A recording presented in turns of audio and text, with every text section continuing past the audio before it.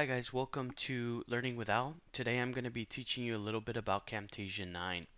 So let's say that you went out there and you took a really great video, but you need to edit a little bit of the video. And you heard about this great program that allows you to edit video and audio. You have no idea how to get started. Well, that's no problem. I'm going to be helping you with that today. Now, Camtasia is actually very simple to work with. The first thing you're going to want to do is go and find the video that you're going to be working with. You can right click and you're going to open with, and you should have the ability to choose another app. So once you choose another app, you can search more apps that you have, and you can click on Camtasia 9 once you have that program installed, and click on OK. So once you do this, it's actually going to open Camtasia and already have your video itself in the media. So there's another way of doing it, which is actually super simple, just FYI. You can also just open up Camtasia and drop the file into the track. And it doesn't matter what track you're using, you can use track 1 or track 2. Um, and as soon as you drop it in, you can actually start working on it. Now I want to go ahead and maximize my screen. I like to have it maximized so I can see everything that I'm working on. The only time that I don't maximize it is if I'm going to add additional things. Let's say that I have another video or some images or a banner that I want to put and I have it here, then I wouldn't maximize it because I want to be able to just drag and drop what I need. You also have the ability of dragging and dropping into the media bin.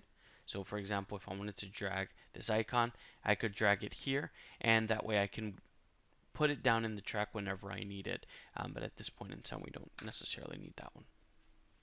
All right, so let's go ahead and maximize our screen. Now, let's say that this video here is the video that you want to play, and please excuse the noise. I know it's a little loud.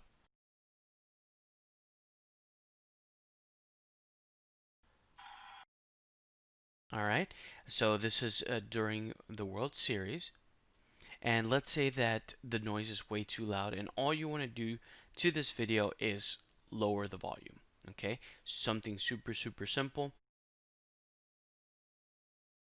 All you're going to do here is click on audio effects, okay, and you can do volume leveling, and you can just drop that there, and here it's going to give you the ability of lowering or raising the gain. So if you lower the gain, of course, that's going to make your volume lower. If you raise it, it's going to make it louder. So let's go ahead and drop it to 25%, and then let's listen to it now. Okay, that's perfect. So that's the volume that I wanted. If you notice here, you have some additional things that you could do with the volume. Now let's say that, for example, you want to cut out some sections, but you want to be able to separately manipulate the video and the audio. There's no problem. You can do that also. Simply right click and press separate audio and video, and then you have the ability of editing only the audio itself and not mess with the video. Now, let's say that this is the only thing that we wanted to do, and we want to go ahead and make the video now. The next thing that you're going to want to do is press share. You have a lot of different ways of producing this video. In this case, I like to use local file because it allows me to specifically put what it is that I want. Now, the easiest way to do this is to select what quality of video you want. Um, you don't need the smart player if you're just going to use it as a play video. In this case, we just want the simple video itself. That's all we want with the new volume that we've set. So we're going to go ahead and click next, and we need to give a production name. So here we're going to put baseball word volume. Okay, and you can name, of course, whatever you want. Now let's say hypothetically you have a specific folder you want it in. Well, you can go ahead and do that too here. In my case, I'm going to go ahead and create a new folder and have it here on my desktop. And let's go ahead and rename it.